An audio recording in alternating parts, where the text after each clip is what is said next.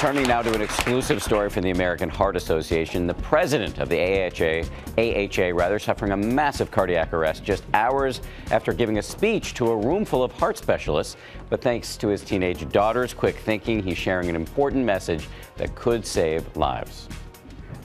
At the top of his game, Dr. John Warner, president of the American Heart Association, giving the keynote speech at a major medical conference in California. After my son was born and we were introducing him to his extended family, I realized something very disturbing. There were no old men on either side of my family. None. Less than 24 hours after giving this speech, Dr. Warner would suffer a heart attack.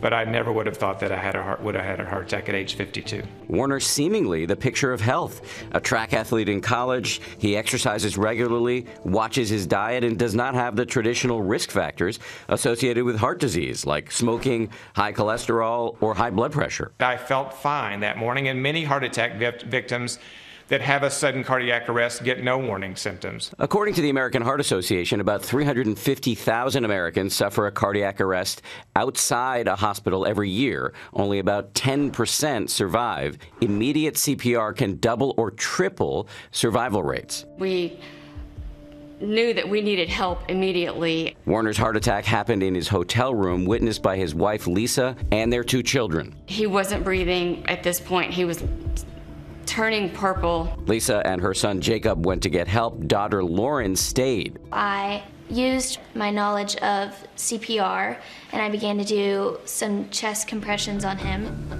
Thankfully, professional help wasn't too far behind. Warner's hotel was filled with heart doctors attending the conference.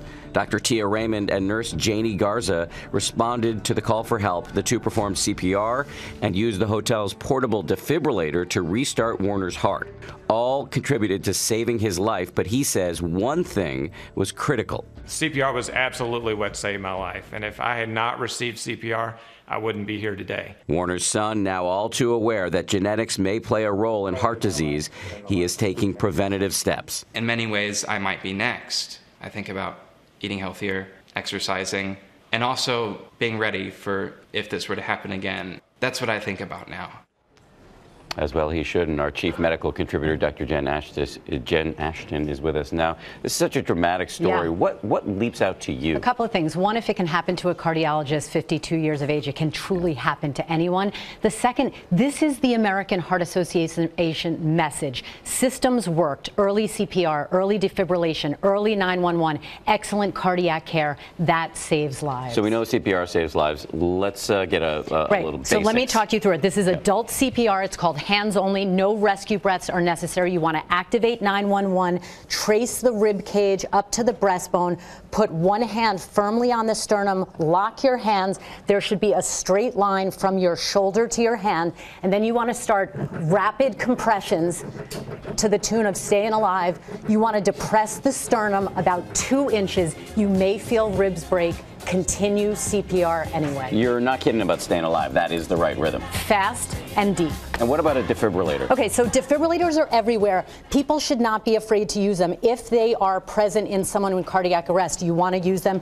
Expose bare skin. Pull this off. It talks to you. It tells you by removing all exactly where to put these electrodes. One here, one there. It will analyze the rhythm. The pictures on the white adhesive.